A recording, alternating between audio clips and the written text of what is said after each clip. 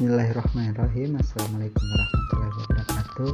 Perkenalkan, nama saya Hasan, Stambuk D1 1917, kelas B, jurusan Ilmu Tanah, Fakultas Pertanian, Universitas Halu Oleo. Konservasi tanah mekanik adalah semua perlakuan fisik mekanis yang diberikan terhadap tanah dan pembuatan bangunan yang ditujukan untuk mengurangi aliran permukaan dan erosi, serta meningkatkan kelas kemampuan tanah. Bentuk-bentuk konservasi tanah secara mekanik terdiri atas yang pertama yaitu teras bangku atau teras tangga yang dibuat dengan cara memotong panjang lereng dan meratakan tanah di bagian bawahnya sehingga terjadi deretan bangunan yang berbentuk seperti tangga. Yang kedua, gulut atau guludan adalah barisan guludan yang dilengkapi dengan saluran air di bagian belakang gulut. Yang ketiga, teras individu adalah teras yang dibuat pada setiap individu tanaman, terutama tanaman tahunan.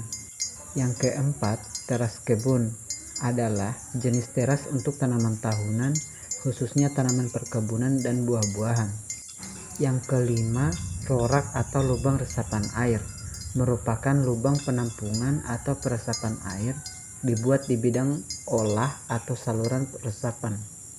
Bentuk konservasi tanah yang saya ambil di sini adalah teras bangku atau teras tangga, di mana teras bangku atau teras tangga dibuat dengan cara memotong panjang lereng dan meratakan tanah di bagian bawahnya sehingga terjadi deretan bangunan yang berbentuk seperti tangga. Fungsi utama teras bangku adalah memperlambat aliran permukaan, menampung dan menyalurkan aliran permukaan dengan kekuatan yang tidak sampai merusak, meningkatkan laju infiltrasi tanah, dan mempermudah pengelolaan tanah. Teras bangku dapat dibuat datar seperti bidang olah datar, membentuk sudut nol dengan bidang horizontal, miring ke dalam atau goler kampak, bidang olah miring beberapa derajat ke arah yang berlawanan dengan lereng asli, dan miring keluar atau bidang olah miring ke arah lereng asli. Teras biasanya dibangun di ekosistem lahan sawah tada hujan, lahan tegalan, dan berbagai sistem warna tani.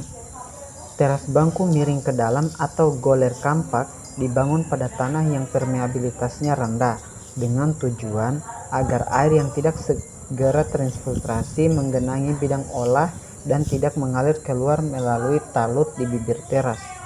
Teras bangku miring keluar diterapkan di areal di mana aliran permukaan dan infiltrasi dikendalikan secara bersamaan, misalnya di areal rawan longsor. Teras bangku goler kampak memerlukan biaya relatif lebih mahal dibandingkan dengan teras bangku datar atau teras bangku miring keluar karena memerlukan lebih banyak penggalian bidang olah. Efektivitas teras bangku sebagai pengendali erosi akan meningkat bila ditanami dengan tanaman penguat teras di bibir dan tampingan teras. Rumput dan legum pohon merupakan tanaman yang baik untuk digunakan sebagai penguat teras. Tanaman murbei sebagai tanaman penguat teras banyak ditanam di daerah pengembangan ulat sutra. Teras bangku ada kalanya dapat diperkuat dengan batu yang disusun khususnya pada tampingan. Model seperti ini banyak diterapkan di kawasan yang berbatu. Beberapa hal yang perlu mendapat perhatian dalam pembuatan teras bangku adalah: yang pertama, dapat diterapkan pada lahan dengan kemiringan 10-40%. Tidak dianjurkan pada lahan dengan kemiringan lebih besar dari 40% karena bidang olah akan menjadi terlalu sempit. Yang kedua, tidak cocok pada tanah dangkal atau lebih kecil dari 40 cm. Yang ketiga, tidak cocok pada lahan usaha pertanian yang menggunakan mesin pertanian. Yang keempat, tidak dianjurkan pada tanah dengan kandungan aluminium dan besi tinggi. Dan yang terakhir, yang kelima, tidak dianjurkan pada tanah-tanah yang mudah longsor. Cukup sekian penjelasan saya mengenai teras miring.